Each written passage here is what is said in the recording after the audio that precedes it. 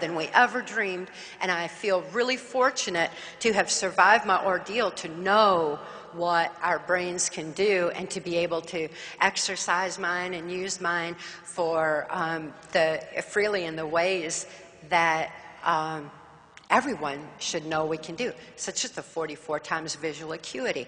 I recently used that when I was diagnosed with cataracts, and I was going to have cataract surgery and all, and I thought, if I can have 44 times visual acuity, why can't I fix this part of my eyes?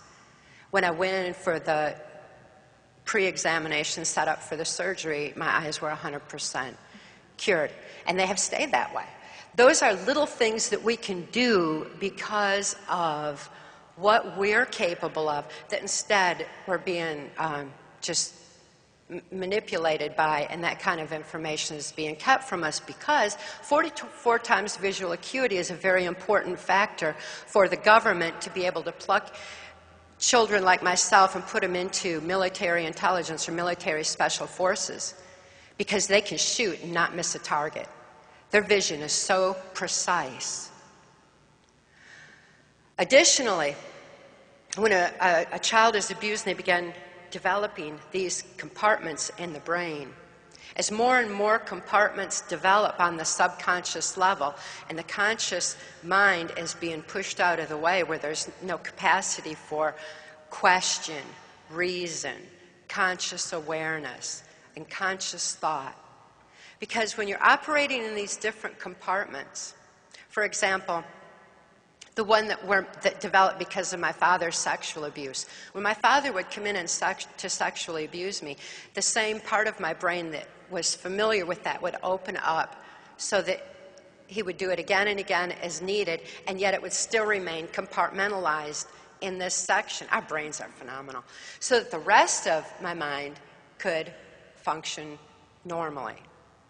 Well, that part of my brain would open up for my father's sexual abuse. Then my father began prostituting me. My mother's father had a Blue Masonic Lodge. He ran a Blue Masonic Lodge up in Michigan, and it was where the politicians were just real, local politicians were just real active. And my father began prostituting me out to different ones who were aware of the child abuse, because of the knowledge coming through on CIA mind control and being so much a part of a criminal faction of our government that's also referred to as the shadow government, that was slowly gaining control and finally gained control with the Kennedy assassination. They'd already got a pretty good control, but they really took a major control over the population, because, like I was telling you, when trauma occurs, then the brain has a way of kicking in to deal with trauma. And most people who are old enough to know exactly where they were and what they were doing at the time that John F. Kennedy was assassinated. It traumatized the nation. It traumatized the nation to see it on TV over and over and over again. That trauma left people suggestible, left that subconscious open to where they were highly suggestible and easily led. And that was the beginning.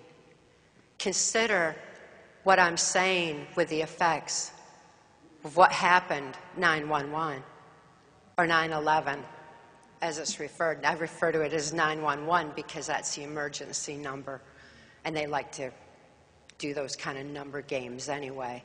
It was also flight 11 at 9. So they were playing that with the numbers, but nevertheless,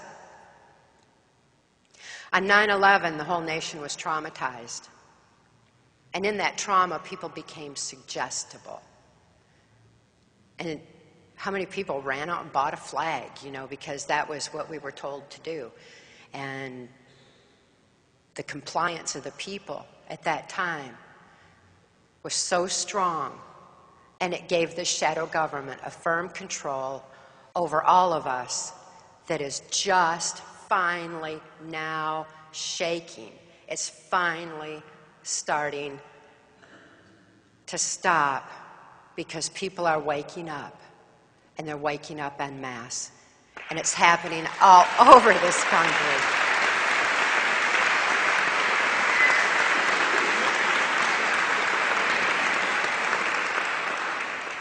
Mark and I travel outside this country, and we're thrilled to see how much more wide awake and aware the rest of the world is at this point, where they have a compassion for people in the United States, knowing that we are not our government. We are not that shadow government that's taken over, that the people here are rising up, they're gaining voice, and they're standing strong by issues of 9/11 and taking action in their own communities. Mark and I have been speaking out on mind control for over 20 years now.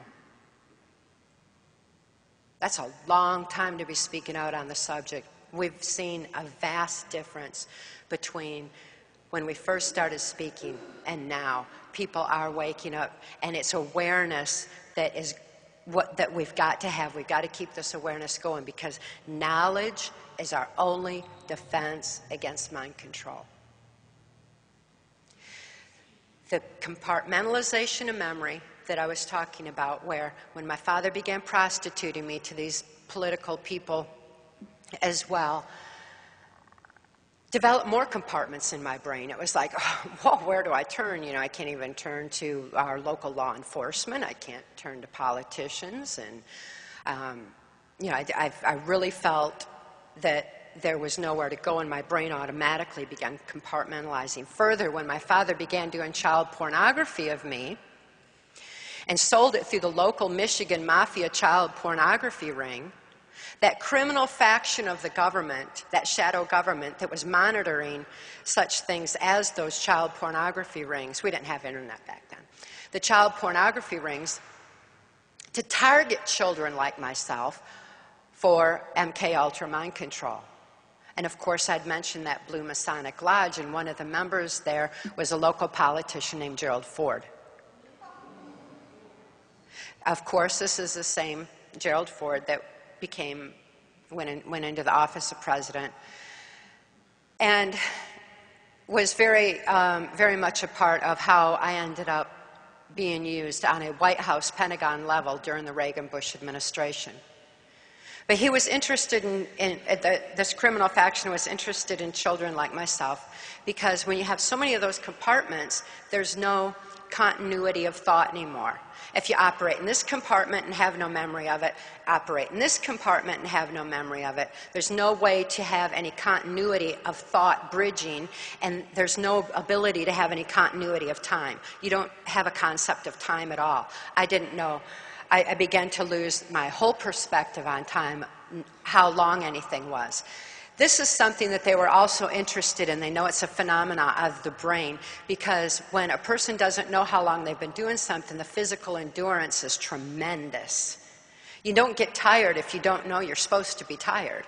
So it creates a physical endurance that's really good for military special forces, military intelligence, or the kind of political prostitution that I was eventually used in the course of the kind of missions that I was forced to carry out in later years.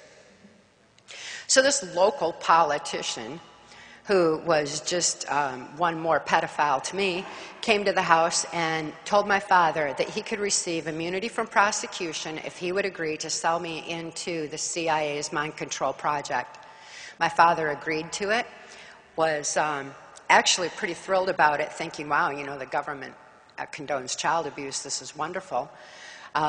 He excitedly agreed to it, had 5 more children afterwards just to raise in the project.